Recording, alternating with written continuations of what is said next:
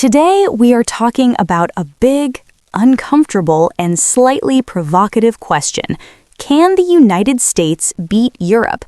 And when I say beat, I don't mean tanks rolling through Paris or flags over Berlin. I mean something much more realistic and much more important in the modern world. Politics, economy, influence, technology, culture, and the ability to set global rules. Because today, power is not only about soldiers, it's about who writes the instructions for how the world works. Before answering this question, we need to understand one very important thing.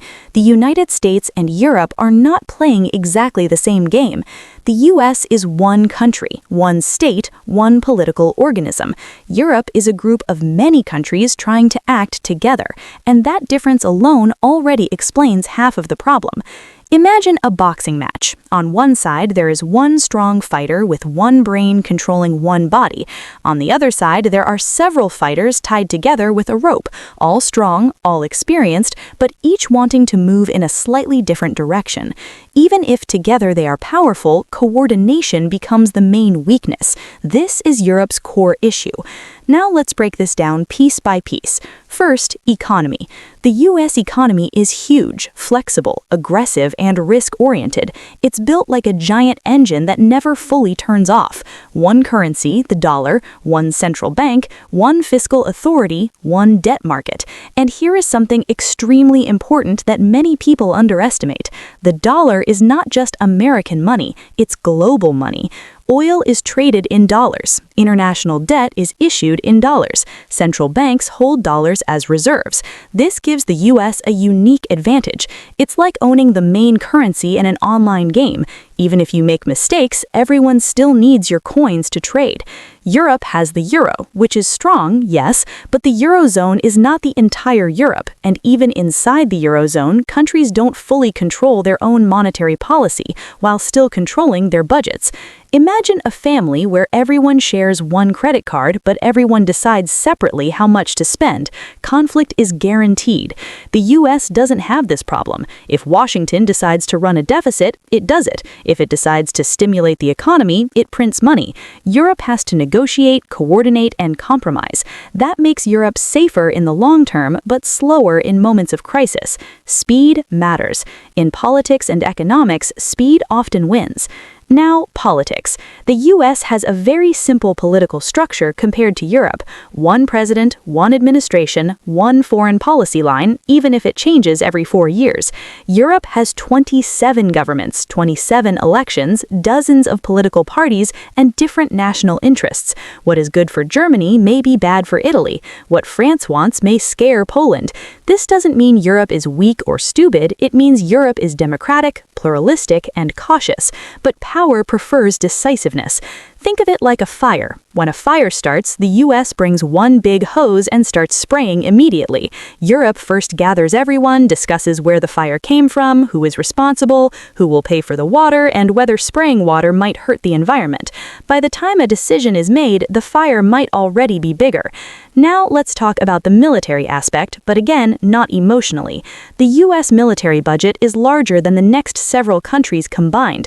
The US has global bases, global logistics, aircraft carriers, satellites, and decades of experience projecting power far from home. Europe has strong armies too, but they are fragmented. NATO exists, but NATO without the US is not the same NATO. This is not an insult to Europe, it's a structural reality. Europe chose comfort and social spending over military dominance for decades, relying on the US security umbrella. It worked, but it also created dependence.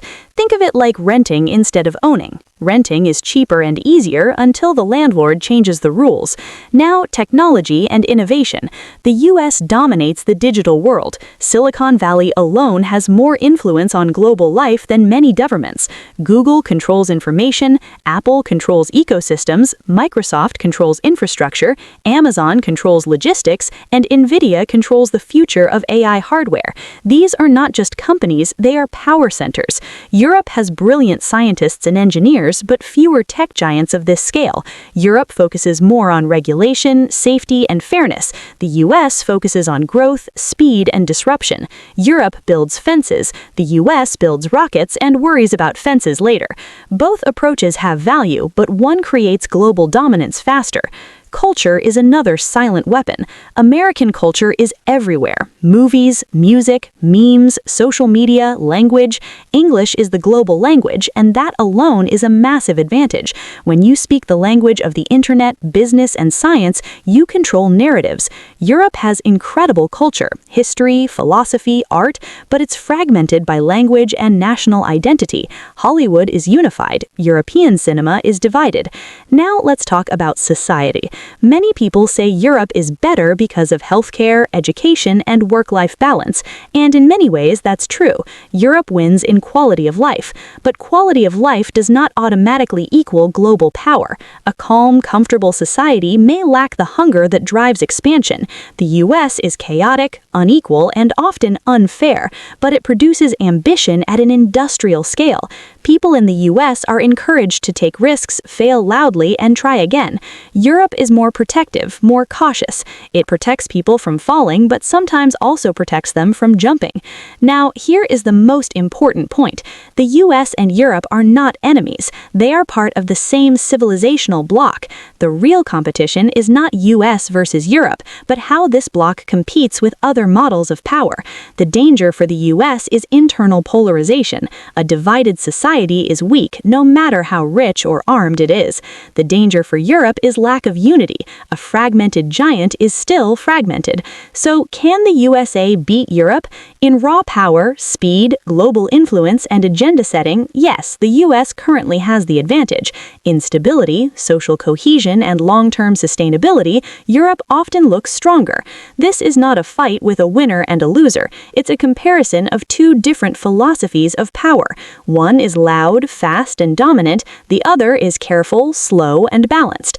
The future depends on whether the US can stay united and whether Europe can become truly unified. If you enjoyed this deep dive, don't forget to like the video, subscribe to the channel, share your thoughts in the comments. I read them and they shape future videos. And please make sure to read the disclaimer below because this is analysis, not propaganda. Peace to you and your world. See you next time.